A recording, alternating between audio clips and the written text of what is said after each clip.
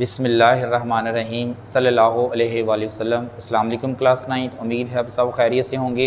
बेटा आज के लेक्चर में हम 9th physics chapter number 4 numericals discuss करेंगे।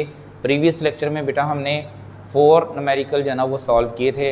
आज इस लेक्चर में हम 4.5 से लेके 4.7 तक न्यूमेरिकल्स को सॉल्व करेंगे। तो चलते हैं 4.5 न्यूमेरिकल देखें। A crowbar is used to lift a box as shown in figure। ठीक है, ये फिगर आपके सामने शो हो रही है। If the downward force of 250 Newton is applied at the end of the bar, how much weight does the other end bear? The crowbar itself has negligible weight। बेटा आपके पास एक ये crowbar है, ठीक है, जिसके ज़रिए आप हैवी वेट को उठा सकते हैं। ठीक है, यहाँ से ये हैवी वेट को आप उठा रहे हैं। इसका एक जो सिरा वो ये है, इस पर आप डाउनवर्ड फोर्स लगा रहे हैं। ठीक है, आप फोर्स लगा रहे हैं डाउनवर्ड, और यहाँ से ये पिवट पॉइंट है, यहाँ से ये क्या कर रहा है, रोटेट कर रहा है। अब जैसे इसके ऊपर नीचे की तरफ फोर्स लगाएंगे तो यहाँ से ये पिवट पॉइंट के गिर्द रोटेट करेगा, और ये दूसरा जो एंड है ये ऊपर की तरफ मूव करेगा। और ये जब ऊपर की तरफ मूव करेगा तो ये जो हैवी वेट है ये ऊपर उठ जाएगा। अब यहाँ पर देखें, फोर्स यहाँ पर जो अप्लाई कर रहे हैं वहाँ से लेके यहाँ तक पिवट पॉइंट के दरमियान जो डिस्टेंस है वो 30 सेंटीमीटर है। अब पिवट पॉइंट और वेट के दरमियान जो डिस्टेंस है वो कितना है, 5 सेंटीमीटर है। तो यहाँ पर अप्लाइड फोर्स की जो वैल्यू है, जो हम नीचे की तरफ यहाँ पर फोर्स लगा रहे हैं नीचे की तरफ ताकि ये वेट ऊपर की तरफ उठे, फोर्स की वैल्यू है 250 न्यूटन। और distance from pivot where force is applied, यानी उस पॉइंट पर जहाँ पर आप फोर्स लगा रहे हैं उसका जो डिस्टेंस है फ्रॉम पिवट, ठीक है, ये वाला जो पॉइंट है उसका जो डिस्टेंस है वो कितना है, वो है 30 सेंटीमीटर, जिसको हम D1 का नाम देंगे। और 30 सेंटीमीटर को आपको पता है बेटा है कि मीटर में कन्वर्ट करेंगे तो हम लिखेंगे इधर डिवाइड बाय 100 और ये आ जाएगा 0.3 मीटर। उसके बाद इसी तरह distance from pivot to box, यानी पिवट से लेके इस बॉक्स तक जहाँ वेट है उसके दरमियान जो डिस्टेंस है वो कितना है, D2, वो है हमें दिया हुआ है 5 सेंटीमीटर। और 5 को 100 से डिवाइड करेंगे तो आंसर आ जाएगा 0.05 मीटर। बेटा यहाँ पर हम जितनी फोर्स डाउनवर्ड लगा रहे हैं उतना ही वेट यहाँ से क्या कर रहा है, ऊपर की तरफ भी जा रहा है। यहाँ पर हम फाइंड क्या करेंगे, weight that other end bears, यानी इस सिरे पर जो वेट ऊपर की तरफ, कितना वेट ऊपर की तरफ उठेगा वो हमने वेट फाइंड करना है। According to principle of moments of applied force is equal to moments of weight lifted, यानी जो मोमेंट हम नीचे की तरफ फोर्स लगा के प्रोड्यूस करेंगे वो इक्वल टू होगा जितना इस वेट जो ऊपर की तरफ उठ रहा है उसका जो मोमेंट होगा वो। ठीक है, तो लिखेंगे moment of force applied force में आपकी एफ आ जाएगा और इसका जो डिस्टेंस आएगा वो D1 मल्टीप्लाई हो जाएगा इज़ इक्वल टू। उसके बाद नेक्स्ट दूसरी साइड पे जो मोमेंट ऑफ फोर्स मोमेंट लगेगा वो क्या है, इसका वेट मल्टीप्लाई इसका क्या आ जाएगा, डिस्टेंस आ जाएगा। तो W multiply by distance D2। उसके बाद F की वैल्यू 250 है, D1 की वैल्यू 0.3 है।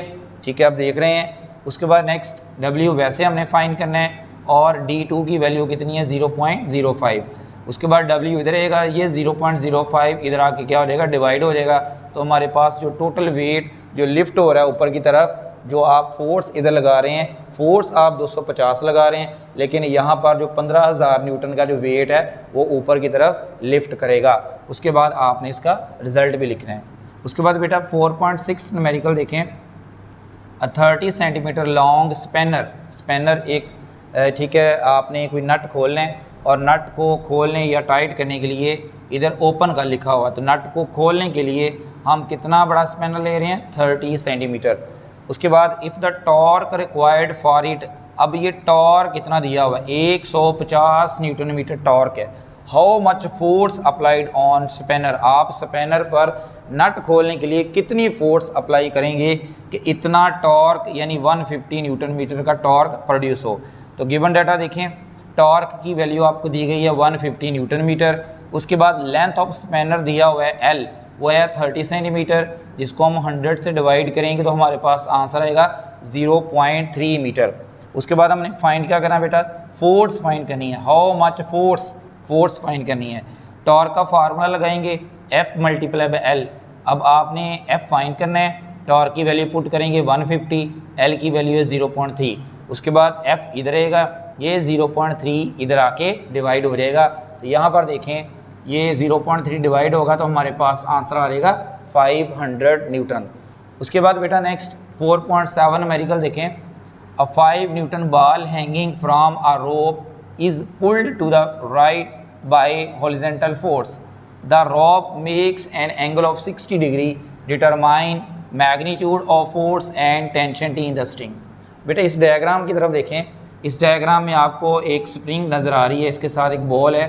आपने इस बॉल के ऊपर फोर्स लगानी है हॉरिजॉन्टल डायरेक्शन में।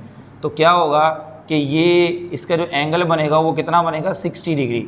अब बेटा ये टेंशन आपको पता है कि ये सम एंगल पे अप्लाई हो रही है, क्योंकि इस स्ट्रिंग में टेंशन हमेशा इस तरफ लगेगा।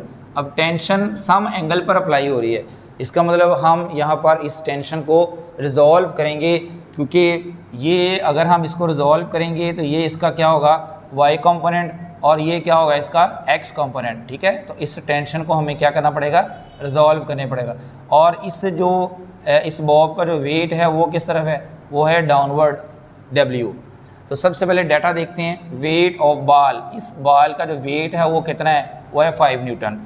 उसके बाद एंगल कितना ये दिया गया है, theta is equal to 60 degree. अब हम लोगों ने फोर्स फाइंड करेंगे, कितनी फोर्स लगानी पड़ेगी, और हमने ये फाइंड करना है कि ये टेंशन इस स्ट्रिंग में कितना अप्लाई हो रहा है। तो सबसे पहले देखते हैं कि टेंशन को हम रिजॉल्व करते हैं। ये वाला जो कंपोनेंट है, क्योंकि टेंशन है सम एंगल पर, जब टेंशन सम एंगल पर अप्लाई हो रहा है तो इसको हम रिजॉल्व करेंगे। इसके दो एक्सिस बनेंगे, दो कंपोनेंट्स बनेंगे। एक बनेगा, ये बनेगा टी वर्टिकल कंपोनेंट, ये बनेगा टी साइन थीटा, और ये वाला बनेगा टी कॉज थीटा। ठीक है, तो वर्टिकल जो होता है वो टी वाई है और हॉरिजॉन्टल जो होगा वो टी एक्स होगा। तो टी वाई क्या होगा, टी साइन थीटा, और टी एक्स क्या होगा, टी कॉस थीटा। अब यहाँ पर देखें vertical component of tension balance the weight. अब आप गौर करें, ये वर्टिकल कंपोनेंट ऊपर की तरफ है और वेट किस तरफ है, डाउनवर्ड है। अब ये दोनों एक दूसरे को क्या कर रहे हैं, बैलेंस कर रहे हैं, तो इक्वल हैं। तो हम लिखेंगे tension T sine theta is equal to W, क्योंकि ये दोनों इक्वल हैं। ठीक है, आप ऐसे भी लिख सकते हैं, जैसे अब यहाँ पर लिख सकते हैं टी साइन थीटा, क्योंकि टी साइन थीटा ऊपर की तरफ, इसको पॉजिटिव ले लें, और वेट डाउनवर्ड है, आप इसको नेगेटिव ले लें, तो नेट फोर्स क्या हो जाएगी, 0। तो अब आपका W उधर चला रहेगा। अब आपने फाइंड क्या करना है, टी इधर रहेगा, साइन थीटा डिवाइड हो जाएगा W ओवर साइन थीटा। उसके बाद वेट की वैल्यू क्या है, 5 न्यूटन, और थीटा की वैल्यू क्या है, 60 न्यूटन। अब आप वैल्यू पुट करेंगे तो हमारे पास टेंशन की वैल्यू कितनी आ जाएगी, 5.8 न्यूटन। उसके बाद इसी तरह हॉरिजॉन्टल कंपोनेंट की तरफ देखें तो ये फोर्स इस तरफ है। ठीक है, तो अब टेंशन टी कॉस थीटा भी इस तरफ है। अब ये दोनों एक दूसरे को क्या करेंगे, बैलेंस करेंगे। ठीक है, जब ये बैलेंस करेंगे तो हम लिख सकते हैं कि F और टी कॉस थीटा क्या हो सकते हैं, इक्वल हो सकते हैं। तो लिखेंगे horizontal component of tension is balanced by the horizontal force F। तो हम लिख सकते हैं कि जो फोर्स है वो इक्वल है किसके, टी कॉस थीटा के। तो F इज इक्वल टू क्या रहेगा, टी की वैल्यू क्या है 5.8, थीटा की वैल्यू क्या है 60 डिग्री, और मल्टीप्लाई करेंगे तो आंसर आ जाएगा 2.9 न्यूटन। तो ये था बेटा आज का लेक्चर, जिसमें हमने 3 न्यूमेरिकल सॉल्व किए हैं, एक 4.5, फिर 4.6 और इसी तरह 4.7। उम्मीद है समझ आ गई होगी। अल्लाह हाफिज़।